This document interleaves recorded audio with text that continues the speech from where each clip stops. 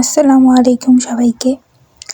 আমি আজকে আপনাদেরকে দেখাবো কিভাবে করে অ্যাক্রিলিক রং এবং কটন বাড দিয়ে সূর্যমুখী ফুল আঁকা যায়।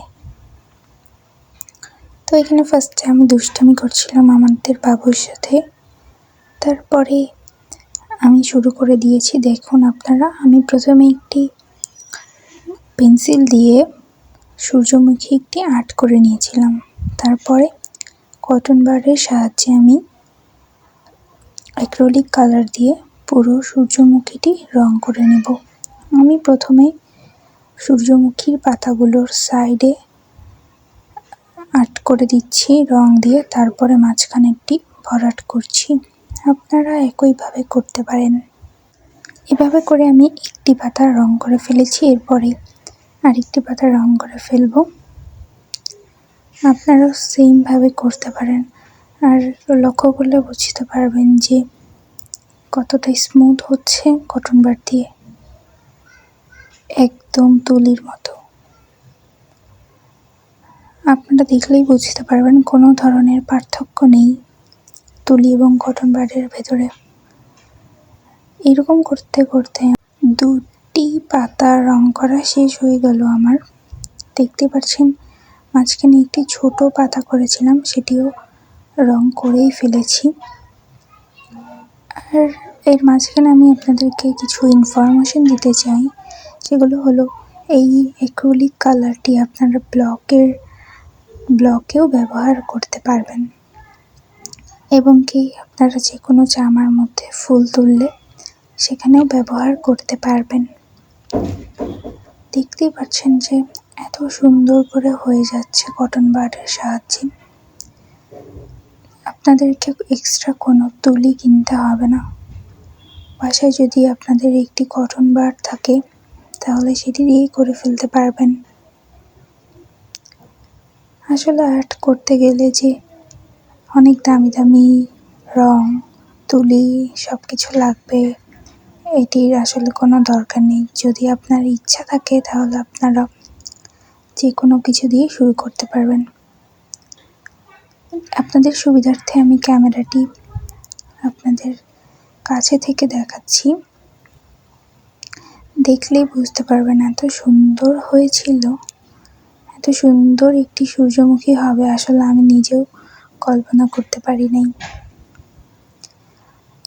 দেখেন আমি আর সবগুলো রং আপনারা লম্বালম্বিভাবে করার চেষ্টা করবেন। কোনো ধরনের জিগজ্যাগ লাইন এখানে তৈরি করবেন না। লম্বালম্বিভাবে রং করলে আমাদের সূর্যমুখীর একটি শেপ চলে আসবে। আমরা জানি যে সূর্যমুখী পাতা লম্বা লম্বা ধরনের হয়ে থাকে, তো আমরা চেষ্টা করব এখানে লম্বাভাবে আমাদের কটন বাডটি ব্যবহার করার। আর দেখতে পাচ্ছেন পাশে আমাদের বাসার বাবু আমার সাথেই বসেছিল, সে কোনো ধরনের দুষ্টামি করেনি। আমার আশেপাশে থেকে বিভিন্ন ধরনের নয়েজ হতে পারে, আপনারা সেগুলো ক্ষমার দৃষ্টিতে দেখবেন। আমাদের বাসার নিচে পিচ্চিরা খেলাধুলা করে, তার জন্য এগুলো নয়েজ হয়ে থাকে।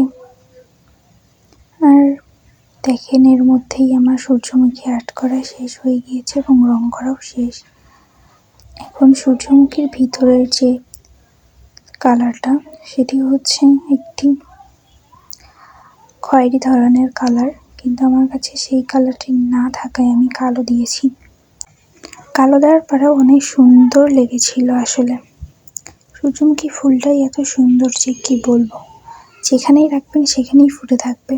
যদি আপনারা বেডরুমে এটি দেওয়ালের মধ্যে রাখেন তাহলে অনেক সুন্দর লাগবে। এছাড়াও এটা তো আমি একটা ক্যালেন্ডারের মধ্যে করেছি,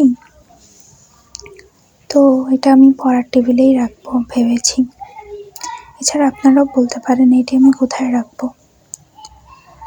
আর দেখুন, কোনো ধরনের টাকা খরচ ছাড়াই আমি বাসার মধ্যে থাকা জিনিস দিয়েই কিন্তু এত সুন্দর একটি সূর্যমুখী করে ফেললাম। আপনারা যদি দেখতেন সামনাসামনি তাহলে বুঝতেন যে কি সুন্দর হয়েছে এটি। এত পরিমাণে যে সুন্দর হয়েছে আমি কিভাবে বোঝাবো আপনাদেরকে। অনেক বেশি সুন্দর হয়েছে আপুরা ফাইনাল লুকটি। এটি আপনারা আপনাদের পরের টেবিলে যদি রাখেন একদম ফুটে থাকবে, মনে হবে একটি সূর্যমুখী ফুল আপনারা রেখেছেন আপনাদের পরের টেবিলের মধ্যে। দেখুন ফাইনাল লুকটি এত সুন্দর হয়েছিল, এটি শুকানোর পর আরো বেশি সুন্দর লেগেছিল। ঠিক আছে আপুরা, আজকে এই পর্যন্তই।